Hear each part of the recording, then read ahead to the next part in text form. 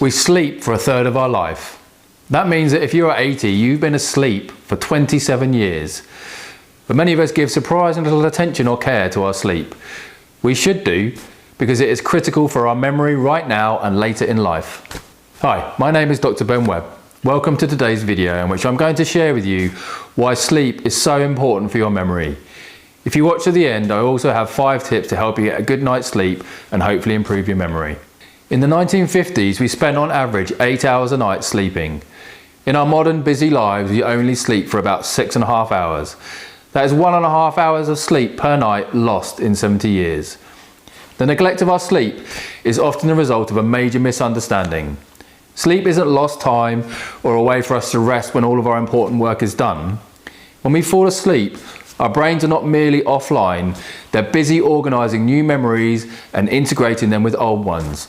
While we sleep, the memory editor in our brain replays the experiences of that day and stores the highlights in memory. A good night's sleep is critical for your memory now and later in your life.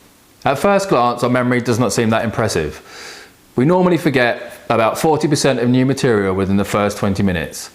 However, if you sleep well for 8 to 9 hours a night, it actually helps you stop forgetting and start remembering those important things that you have learnt. There are 2 basic types of sleep. Rapid eye movement sleep, or what we call REM sleep, which is when you dream, and non-REM sleep, which becomes deeper and deeper sleep as you progress through its 4 stages. You cycle through all stages of non-REM and REM sleep several times during a typical night, with increasingly longer, deeper REM periods occurring towards the morning. Whether you're trying to remember the factual information like this video or learn a new skill, you form a new memory by engaging with that information. By engaging with the information, the brain forms a representation of that information. After the memory has first been born, its representation in the brain is very fragile and vulnerable to being deleted or interfered with by competing information. For a memory to persist, it needs to be consolidated. The new memory is solidified into the architecture of the brain, making it less vulnerable to being deleted. The sleeping brain provides the perfect conditions for memory consolidation, with different kinds of memories being processed during different stages of sleep. In fact, one of the benefits of dreaming in REM sleep is that it connects up the information that we have previously learned with all of the new information that we have learned. Each of the old and new memories speak to each other. The brain starts to seek out and test novel connections, create new associations between these different memories. You wake up the next morning with a revised memory network in your brain that is now capable of divining incredible solutions to previously impenetrable problems. Say you are learning a new skill like a karate move or a new piano piece. The sequences of kicks and punches or musical scale that you practiced when you are awake are repeatedly rehearsed when you are in REM sleep, but incredibly at 20 times the speed. The brain compresses time to rehearse your skill memories. The better you rehearse these skill memories during sleep, the better your karate move or piano piece becomes. You don't just learn and hit the save button on these memories, you sculpt them during sleep and improve them.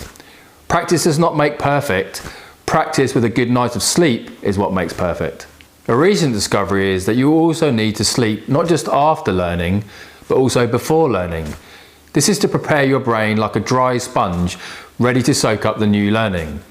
Without sleep, the memory circuits in your brain become waterlogged and you can't absorb new information.